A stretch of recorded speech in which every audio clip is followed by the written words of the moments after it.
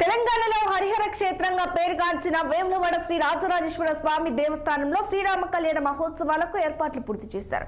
ఆలయంలో రేపు శ్రీరామచంద్ర స్వామి కళ్యాణం అత్యంత వైభవంగా నిర్వహించనున్నారు. చైర్మన్ గెస్ట్ హౌస్ ముందు ప్రత్యేక కళ్యాణ వేదిక, కలకత్తా పెండాల్స్ వేస్తున్నారు. ఈ కళ్యాణానికి రాష్ట్రం నలుమూలల నుండి దాదాపు 1,00,000 మంది భక్తులు వస్తారని అంచనాతో అందుకు తగ్గట్లుగా ఏర్పాట్లు చేశారు.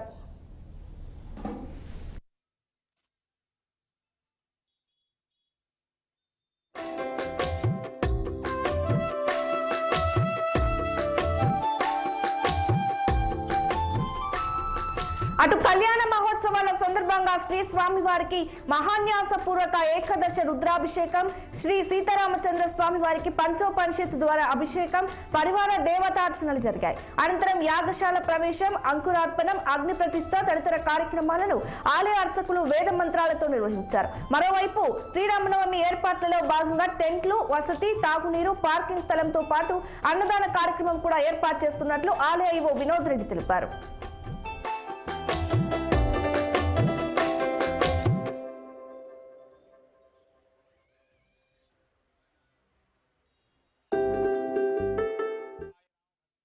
రామాయ రామభద్రాయ రామచంద్రాయ వేధసే రఘునాథాయ నాథాయ సీతాయ పతయే నమః.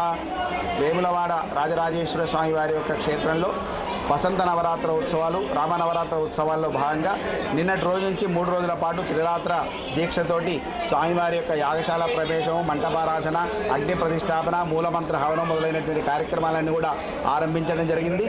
ఇందులో భాగంగా రేపటి రోజు శ్రీరామ నవమిని పురస్కరించుకొని ప్రత్యేకంగా అభిజిత్ ముహూర్తం లోపల స్వామివారికి దివ్య కళ్యాణోత్సవం చేయడం జరుగుతుంది. రామచంద్ర స్వామి కళ్యాణోత్సవం ఆదివారం రోజు అనగా 6వ తారీఖు ఏప్రిల్ 2025 రోజున అత్యంత వైభవంగా వేములవాడ దేవస్థానంలో నిర్వహించడం జరుగుతుంది.